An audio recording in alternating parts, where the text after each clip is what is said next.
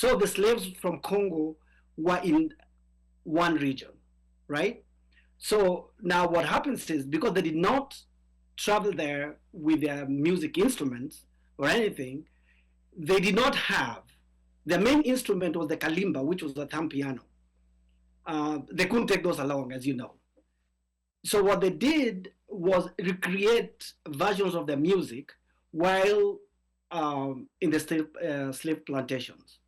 So one of the things that happened there is they came up with percussion instruments that were readily available. One of them was the claves, just two sticks that they look like bamboo sticks that you strike to create a sound. They also came up with drums called the bongos. How are they able to keep their musical tradition to the point that it remained very close, unlike other spaces that had African slaves like the US? Music, the Cuban rumba is West African. Some music is Congolese. Okay. So because the enslavers divided them into these cabildos, these silos, they ended up developing their own music, although there was some connections.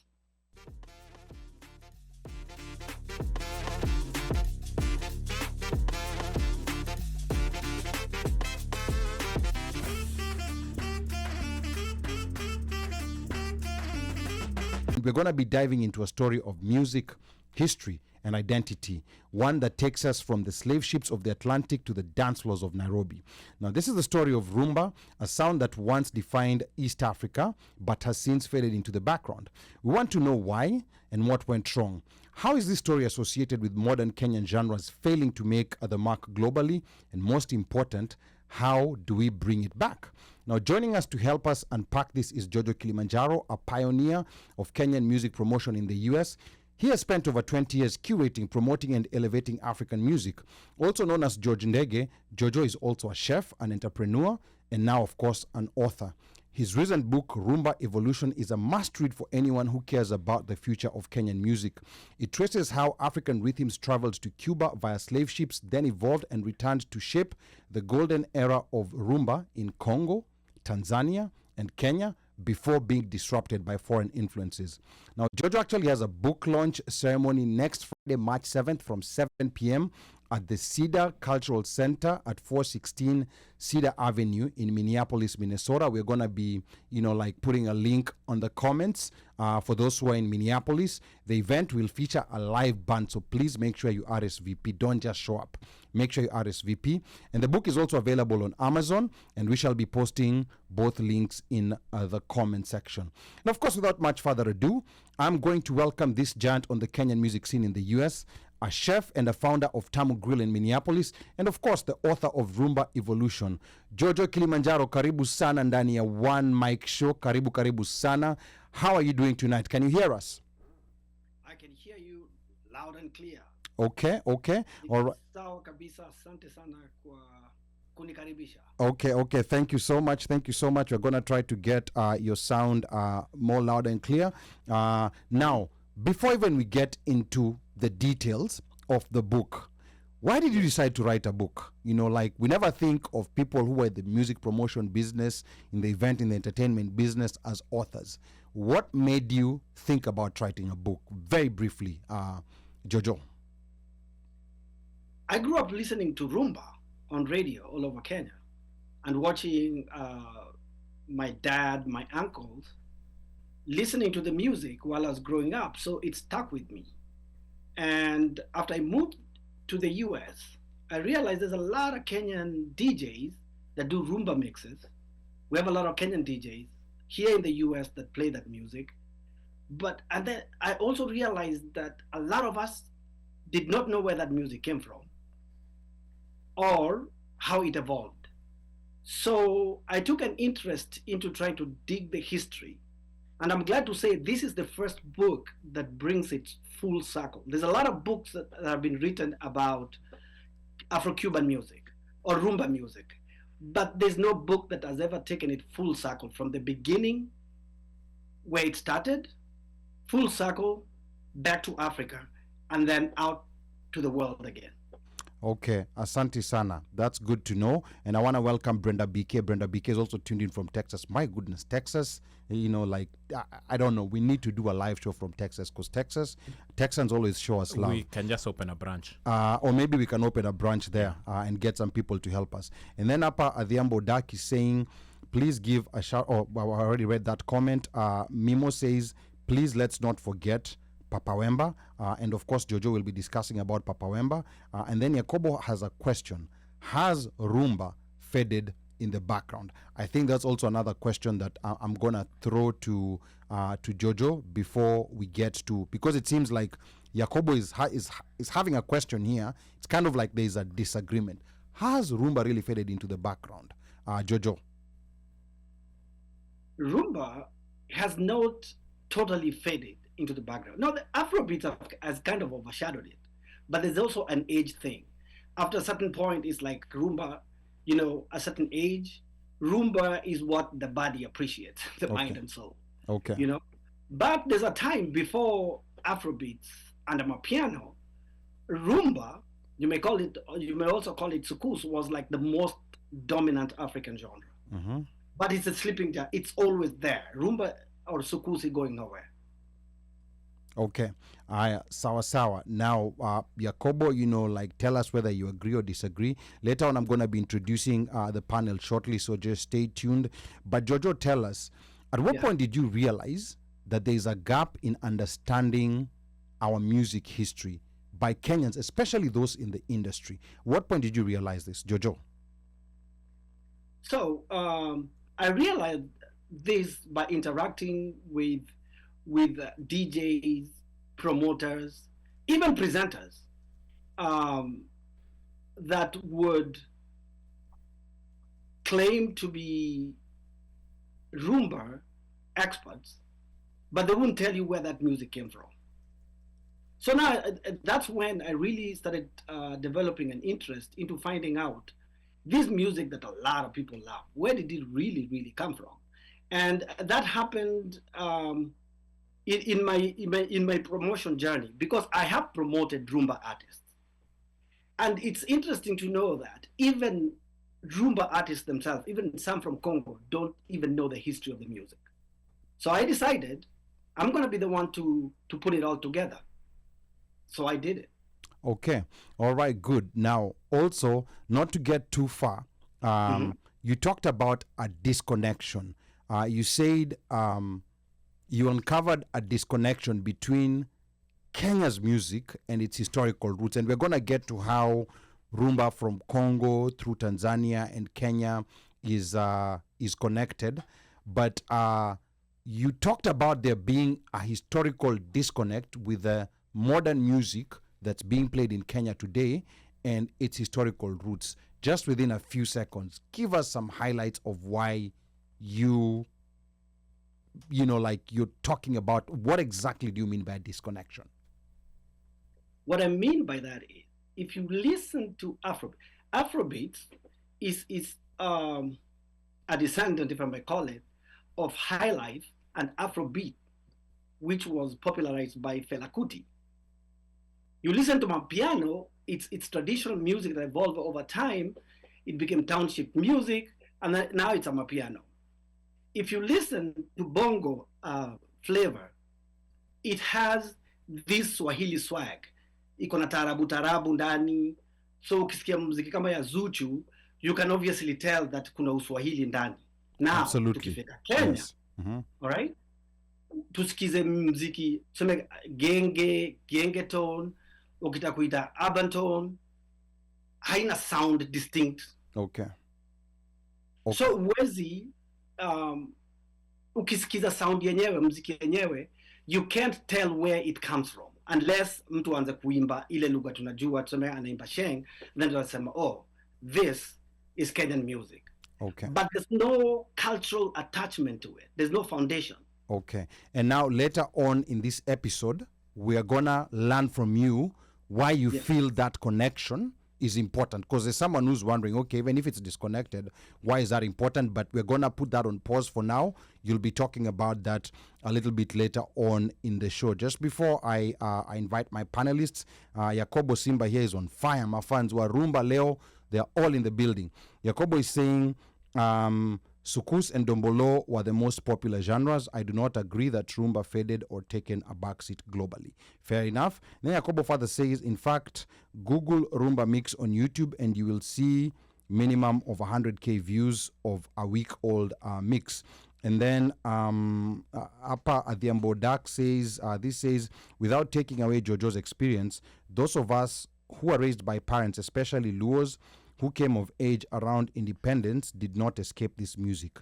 I gave away all the LPs, including my last album that my dad gifted me before he died, Muzina, R.I.P. Tabule, and my dad. So you can see there's some hardcore Rumba fans in the building. She gave away what was gifted to her by her dad. Yes, but I want to come back in the studio right now.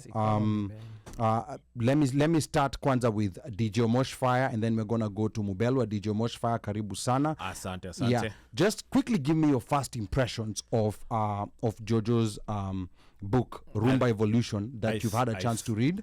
What were your first impressions, and what did you get there compared to what you know about Kenya's music history? DJ Mosh Fire, twende kazi. It was well thought of, well written, and I think in a way he was showing us his background. That degree, the one that he came to America to get, the first one. Yeah, it came out in the book. Yeah, and he'll talk about it. That thing came out in the book. I was like, oh, okay.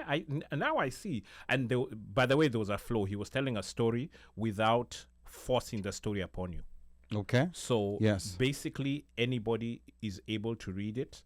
And if the content is, say, too much for you in one sitting, you can always come back and, come back in another sitting and still take it in.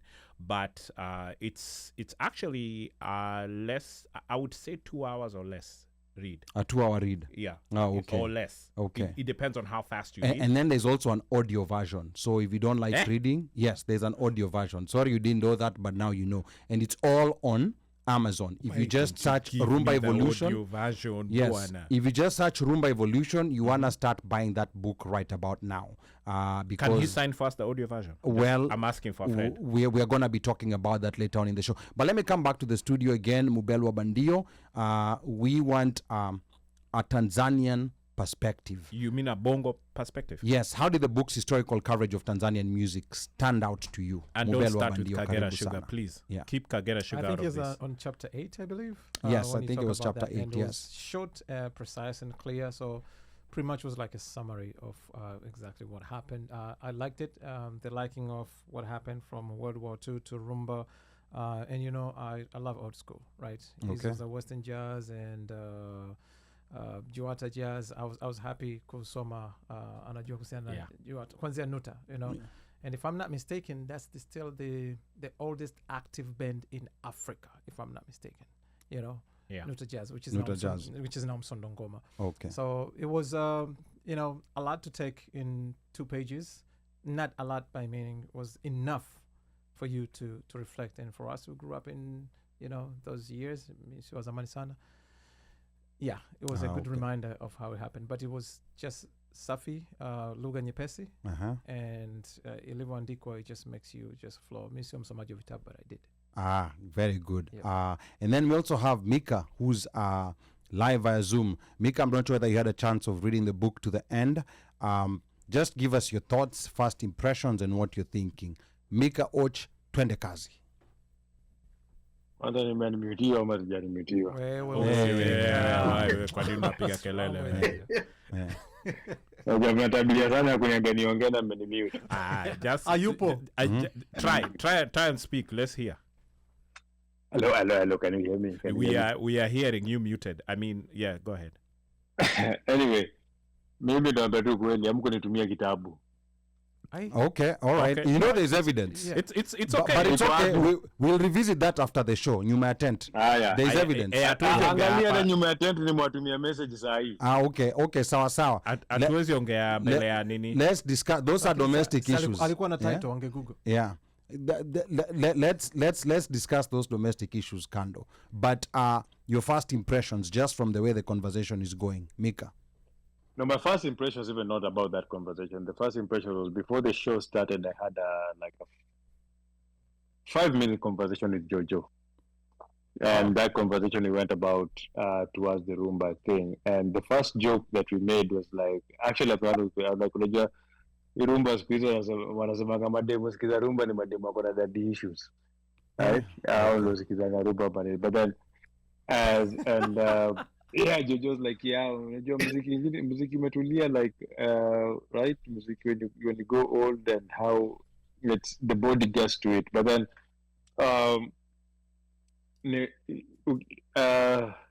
when you read the excerpt of the book and how it breaks down the Rumba story, for me, what I caught about it was that, as Omosha said, it's an easy read, and then it's one of those reads whereby that you know those reads whereby you don't understand the topic, but when you read it for the first time, you kind of feel like you resonate with the topic and how it is, especially called Meskia Rumba. Then you get those aha moments, like aha, so like it starts making sense based on things you hear on how the music, and then when you watch other shows, and then when you listen to music from other countries, you can see that direction of how that music made that full circle vile Jojo amesema. So nilisoma kitabu. Washenzi nyinyi. Okay. Okay, all right. Tuko hapa. There was a problem with the mute button. Okay, sawa. Asante sana Mika. I can see Tabitha is already in the building. Texas again. Indefatigable Wanjeri is in the building all the way from Massachusetts, and Lloyd Osunga, aka Lloyd Umoja, all the way from the tri-state.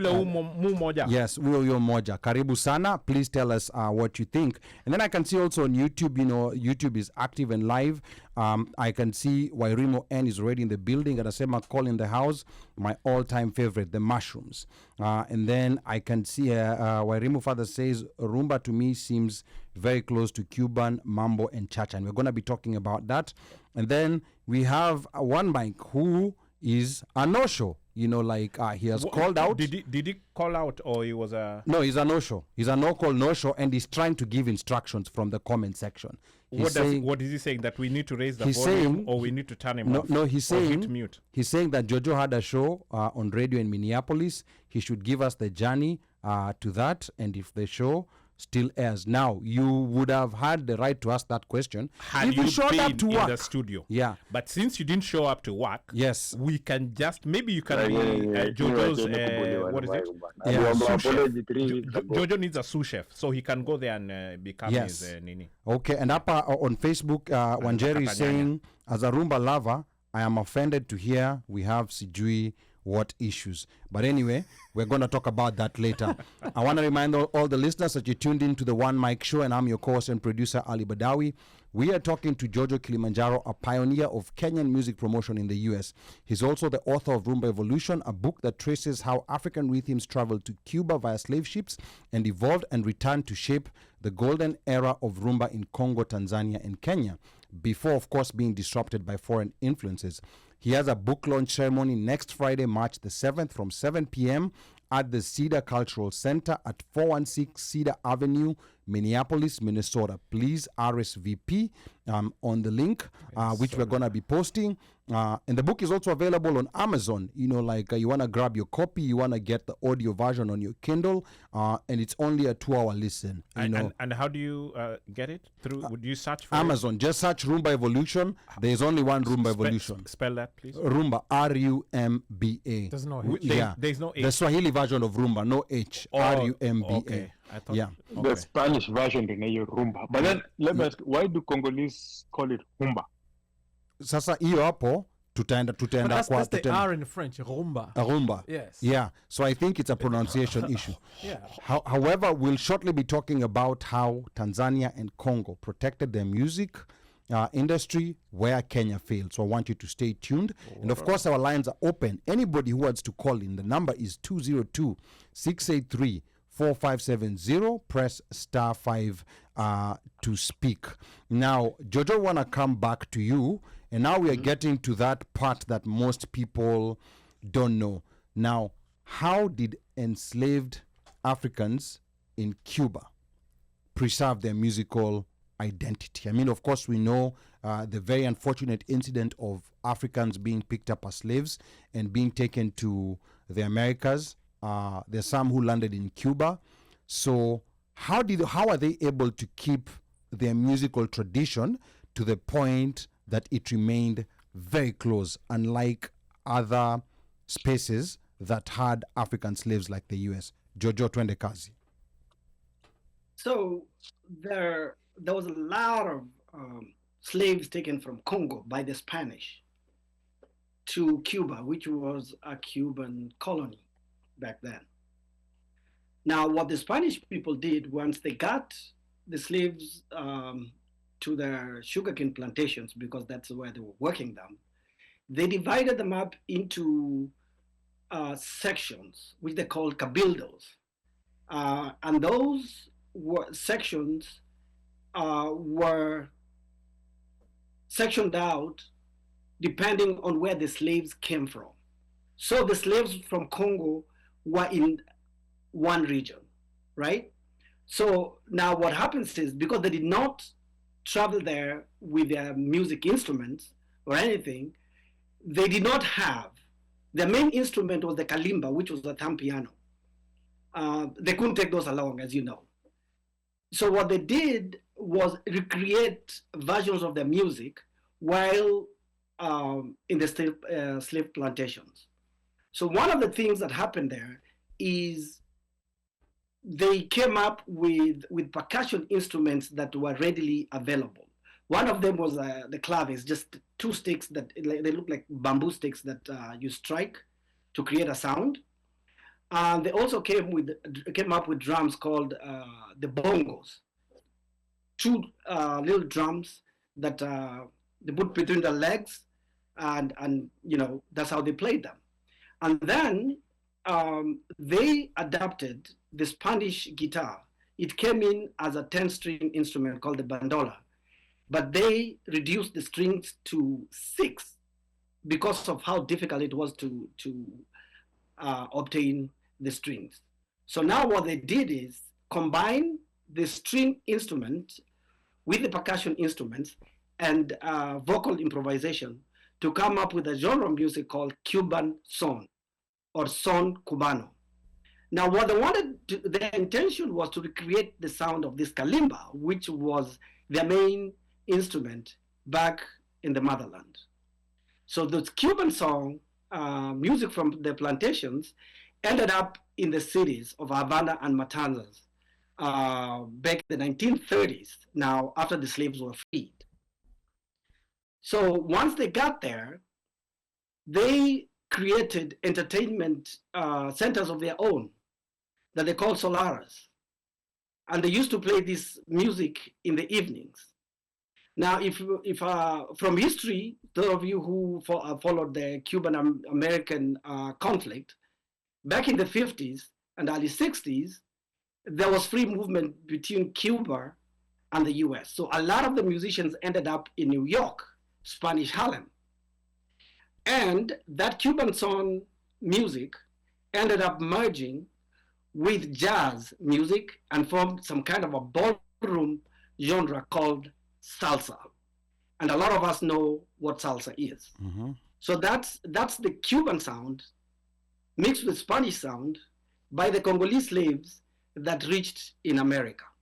Now let me pause you One there. section there. Yeah, let me pause you there, Jojo, because there's so much to unpack from what you just said. Yes. Especially on the musical side.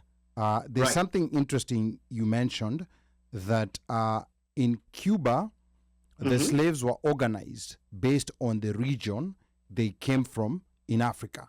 And we know that in the US, for those who are familiar with US slave history, it was quite the opposite.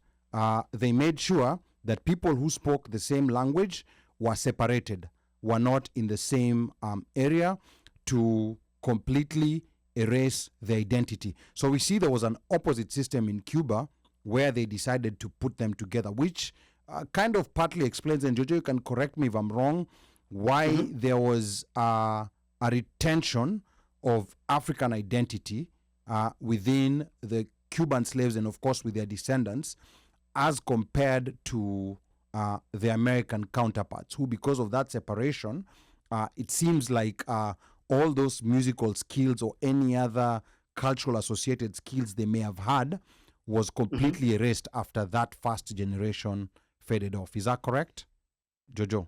That's very true. Remember also that in Cuba, they had slaves from Nigeria, from Cameroon, from Benin.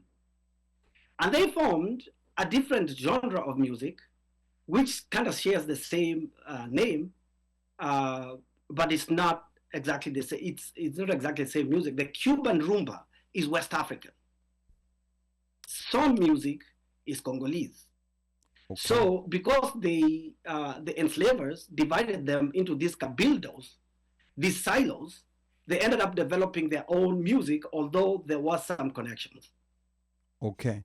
All right. Now, how, so this music was in Cuba.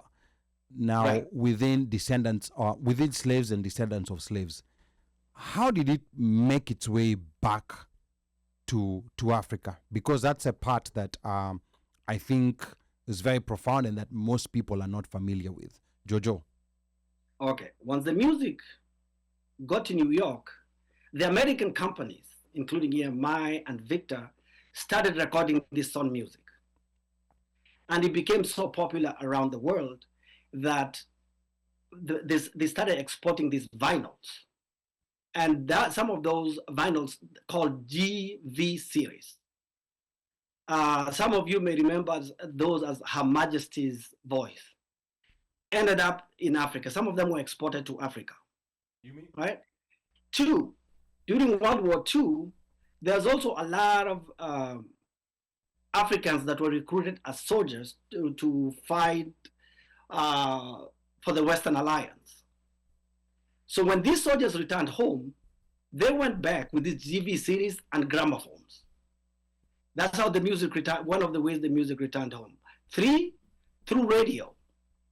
In places like Congo, the Belgians established radio stations mostly for political reasons. But later, these stations started playing music. And the music that was coming through was Western music, jazz, and the rest, and also this Cuban sound. So when Africans had this Cuban sound, especially in Congo, it sounded so familiar. So they embraced it more than they embraced the other genres.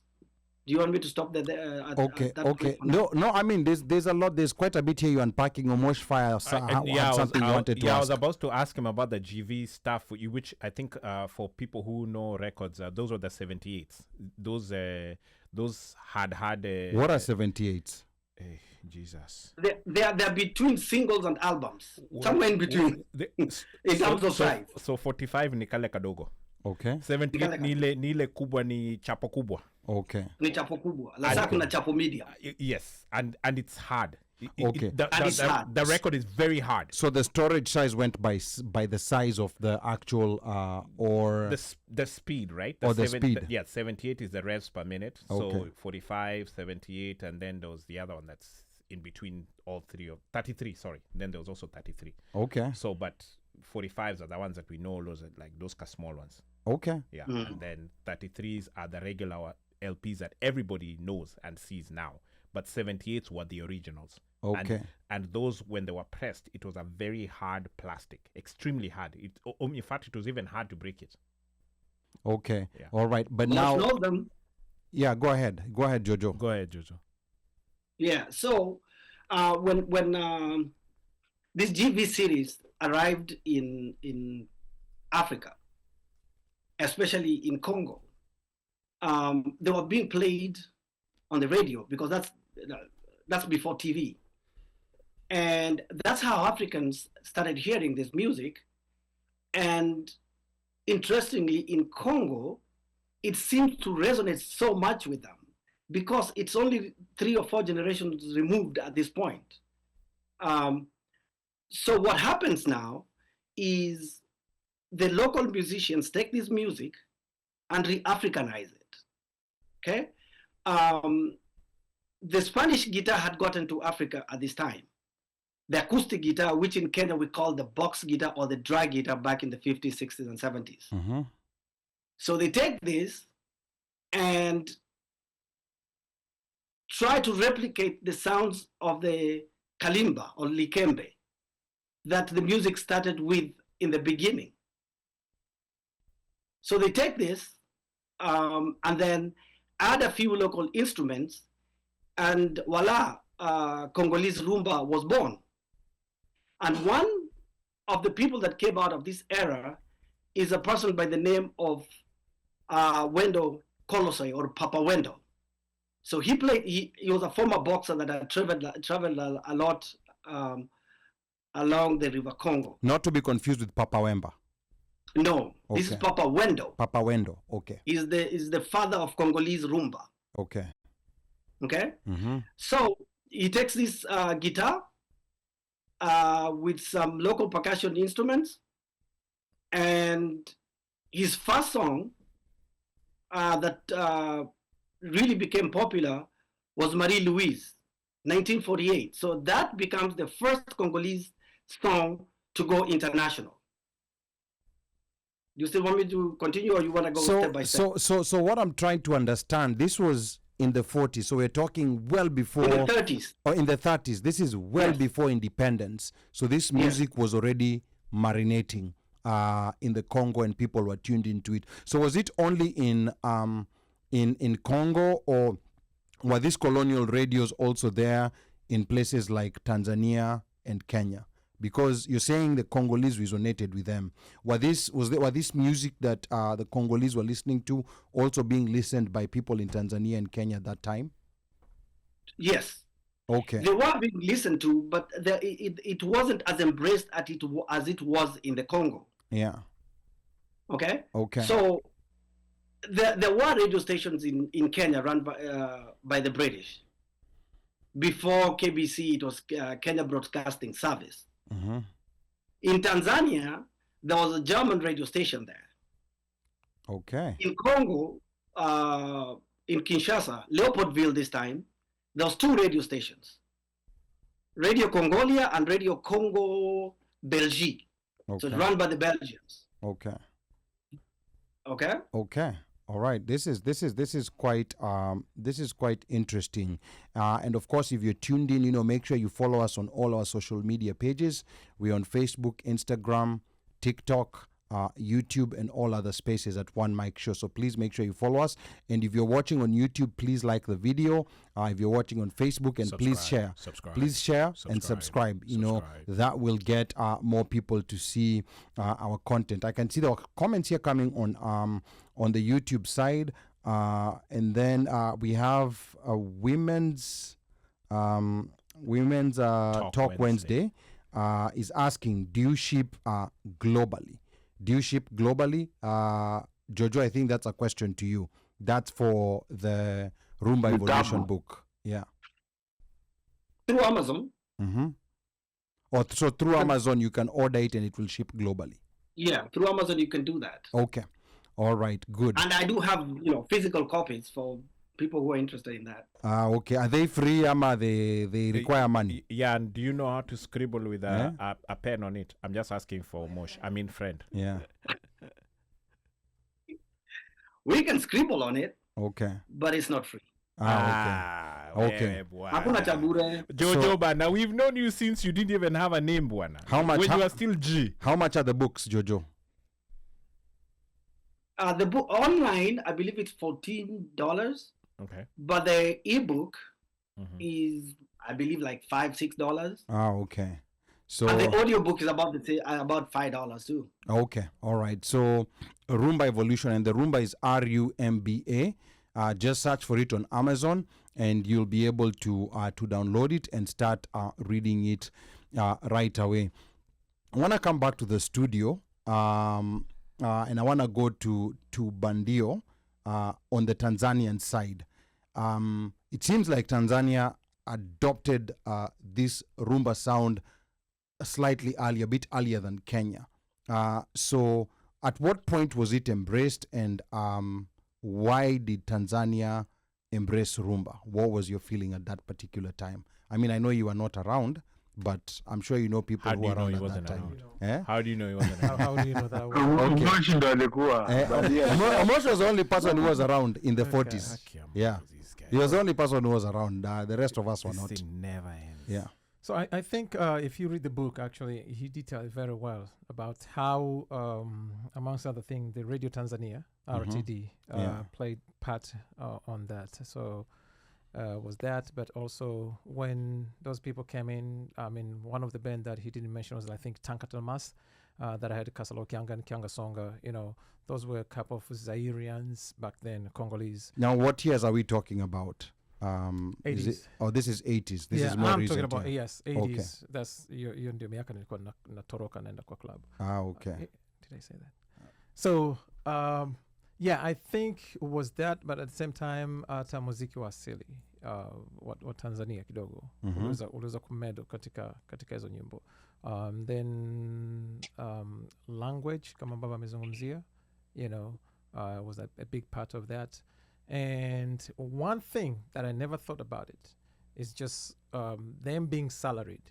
Because back then it's like Washirika Tanzania Stars, which was Yeah. part of the CCM's youth club also with Vijana Jazz Band and then Yes. Washirika Tanzania Stars. The first show I went, they had like 35 or 40, you know, band members. members, Yes, and they were Salaried. Yes, and So that's- this was that's what serious this is what they business. used to do. Yeah. You get enlisted in JKT, and it'll be just playing for JKT Jazz. You Wow. go for the prison service, you'll be playing for Magereza Jazz. You know, Police Jazz. We had Police Jazz, Mwenge Jazz, Magereza Jazz. All these, they were salary people. And then on top of that, you have Nuta, which came Juata, and then, you know, O2 Jazz. Those were people. DDC Mliman Park was Dar es Salaam Corporation, Dar es Salaam Development Corporation, Mliman Park Orchestra, Sikinde. So I think that played big part because So this these was a different full-time. government agencies had Yes. paid Yes. bands Yes. where people were wanaamka kila siku, kazi ni kwenda Kwenda kupiga kufanya mziki na yes, wanalipwa. mazoezi na Okay. unalipwa. Okay, very, Yes. very interesting. Omosh Fire, I want to come to you, then I want to go to Mika. Just now, pushing back to the Kenyan side. Now, Kenya's music, you know, like, what was the difference? Because you see that Tanzania, yes, indeed, they were adapting some foreign music, but customizing it to their own sound and their own style. What was different when it came to the adoption of foreign styles in Kenya compared to Tanzania's? Because you go back even to our parents' generation, in as much as they were listening to Benga and all that, but they were also familiar. They were very familiar with a lot of foreign music. So what was the difference in Kenya? I think Kenyans in general, even now as we see it now, are more open to all sorts of musical genres or music from outside of Kenya in of itself. But I think one of the key things for us as Kenya with the influx of the foreign music, or should I say the different music that's from outside Kenya, is because we had studios in Kenya. So the fact that we had studios, a lot of these musicians were coming from outside the country and coming into Kenya and recording, then realizing, you know what, there's no war like we have over there. We're not being stepped on, and they end up staying. And then we had the big hotels. The tourists would come to You the had hotels. really good studios, and recording yes, studios. all the big studios were in Kenya. Yes. So Okay. you know, they would come and they become a house band at a hotel. A lot of the hotels, some fun fact that you may not have known, DJ Paco Perez Paco Perez, yes. came to Kenya originally as a band member that was playing at a hotel. Wow. So these guys, you know, and he's Spanish. So they were the guys who were coming and they were playing, you know, in hotels. So every hotel had a house band and so on and so forth. So the Congolese became very adept at adapting and switching from, of course, they spoke, you know, some Swahili, but it wasn't, you know, the Swahili we knew. But these guys could, you know, play, hear anything, play, follow, adapt, you know, do covers. And those are the things that the tourists wanted to hear, you know. And it didn't cost a lot to have those guys to come in, and they are salaried. Whereas back home, that's not happening. That's so not happening, yeah. we had, Kenya was like that melting pot that allowed all these guys to come in, flourish, and keep playing. and that's why guys like Samba did very well, because Samba Mapangala. yeah, he Samba switched. And most people most Kenyans actually used to think, even until Samba, today, Yeah, Samba is yeah. think Kenyan. that Samba was Yes. originally Kenyan. All of Yes. those guys, Samba, Longombas, all the Mangelepas, the Mazembes, all those guys. And when you're None of talking them. about Longombas, you mean the same family of the current Longomba, the one who's a yes, prophet now in California. Yes. Yeah. Yes. So Okay. the origin, those guys are all You Zaida know- Yote. Okay, Mika. Go ahead, Mika. So can I just interject there for a second? Sure, Okay, sure. okay, interject and then we'll go to Mika. Yeah, quickly, because when you're talking about Longombas, Yes.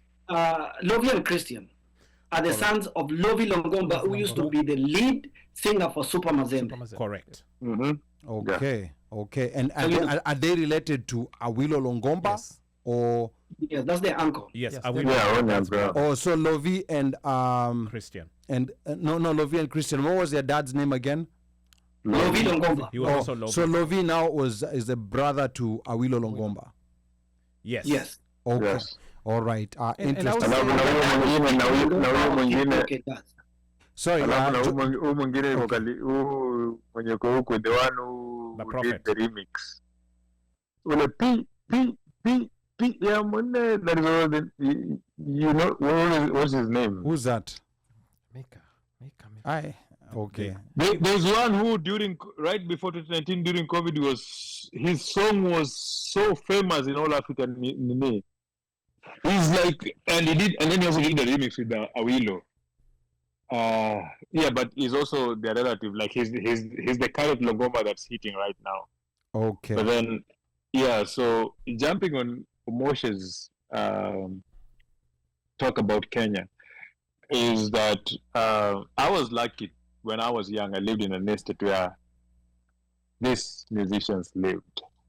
Dio Misiani, Fundi Konde, Fadili Williams, and who's the one who sang Basi Driver, Fadili Williams. Taxi? Fadili Williams. No, that Fadili Williams. yeah, Fadili. And then there's another one, Yuluma Biala, Okay.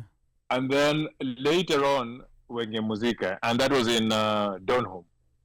I don't know why most of them came to, but I remember Wenge when they will go and train, and we used to call Jibe Papa. Like that was the nickname that it was called in the estate, Papa Takicheza ball. Like they were so young, and before the, and then the next thing, I remember when Kalebwinge came out, when they went to France, and then Kalebwinge came out, and people were like, wait, hii ni ngoma ya kina Papa? Ni kina Papa wametoa ngoma, yes, Yakobo Simba, Inos B.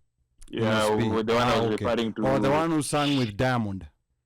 He did a song with Diamond. No, the one yeah. I'm referring as that's their relative. I didn't know he was a relative. So, and you could see at that particular time when we were young, we just used to call Fadili Williams Buddha Babush, Dio Misiani Buddha Akina God Listen, right?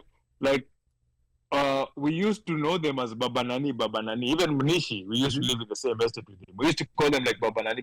We never quite. So when you grow up, is when you realize that all these musicians were centering over there because of the proximity to the studios. The good studios were in Kenya. All of them, while they were living in Kenya, and it goes back again to, as Jojo has said in the book. When you read how when the soldiers came back and they settled in the urban centers, and people were singing, they came back with those megaphones and people are playing those songs.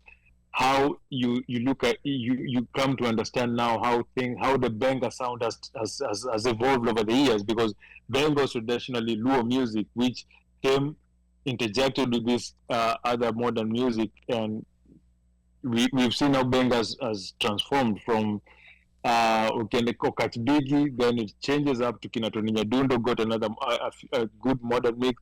Now you go to Kina Prince Inda, you listen to the Rumba, to the Benga that is being played now. It's Kina Okelomax. It's Rumba basically. Like it's come, that traditional model has merged into a point whereby you can't tell the difference. So I would like to ask this to Jojo. If Kenya was such a place whereby we saw most of our sounds merging into this modern rumba and coming out. We came with Kina Daudi Kabaka taking that twist salsa version from it. We came again, if you look at Mugibi, which came out from the one-man guitar era, which came out from country music. What really has stopped our sound from growing up if we are that adaptable? From growing internationally? Yeah. Yes. Now that's a good question coming from Mika.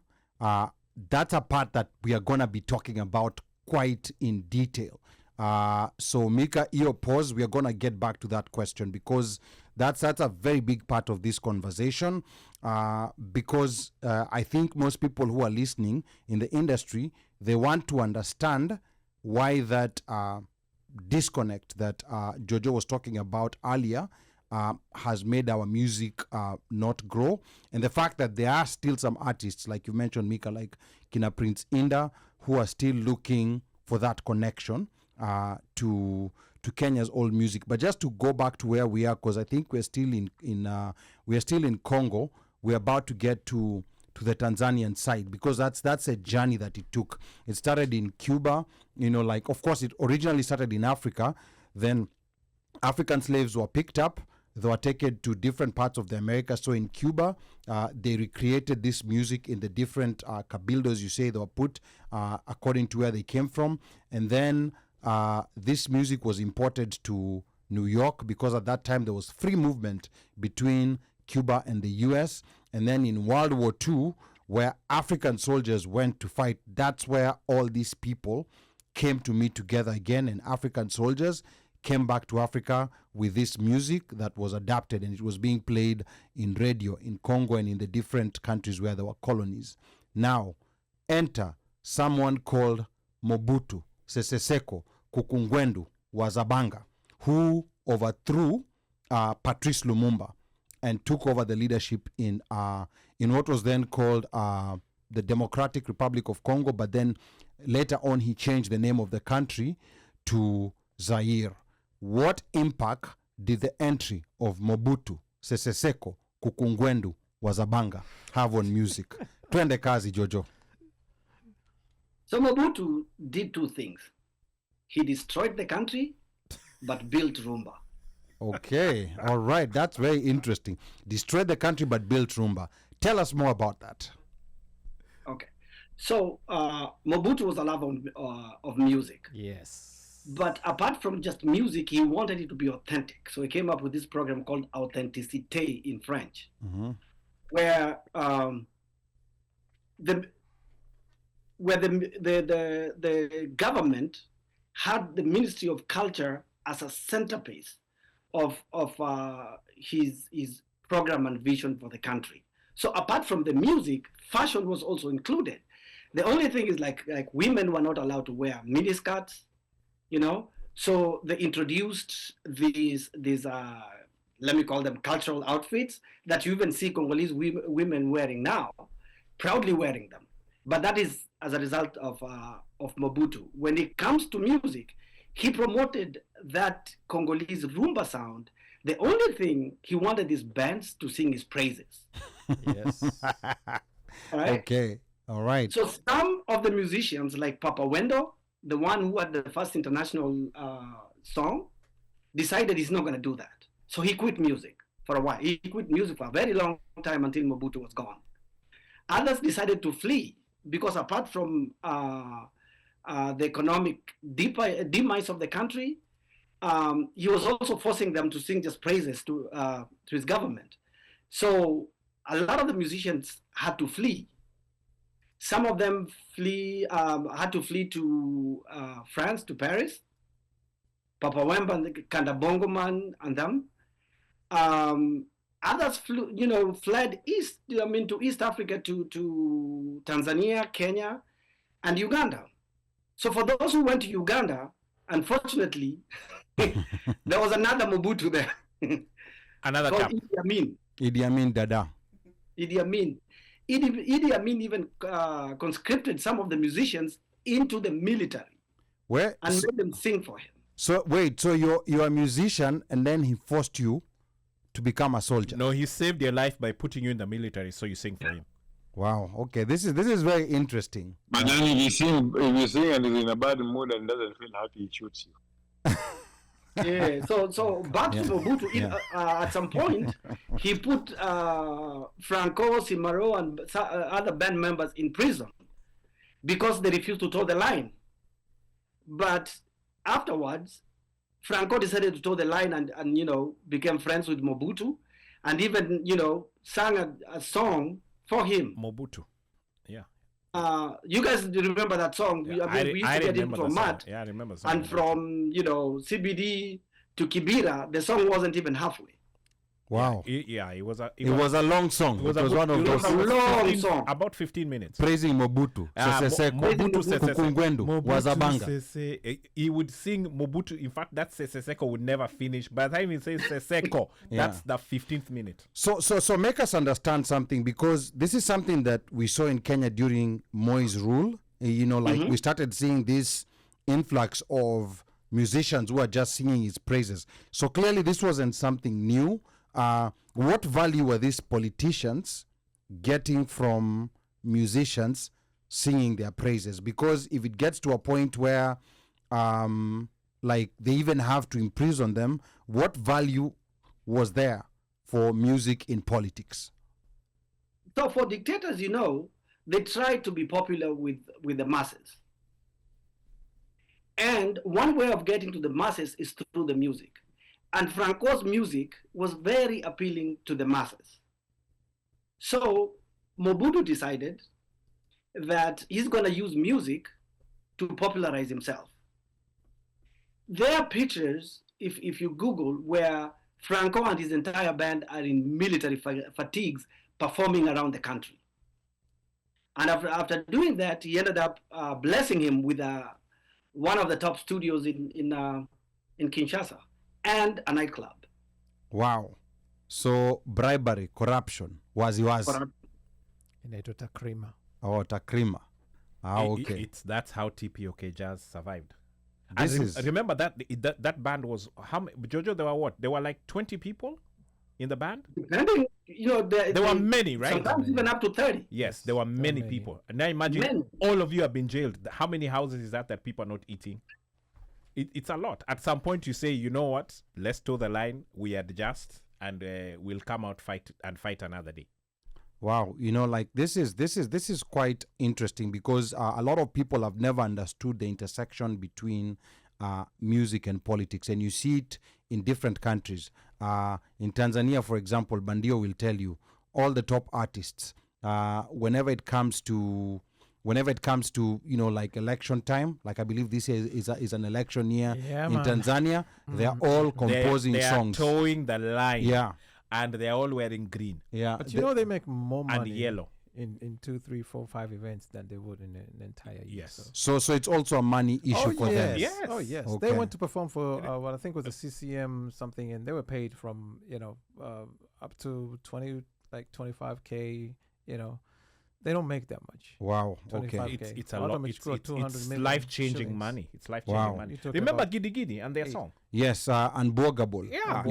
It was also very big. And there are many guys who, have been approached about doing their songs or, switching their songs during campaign time. And some people are like, they fall back. But when you see the type of money being thrown at you, you'll sing that song.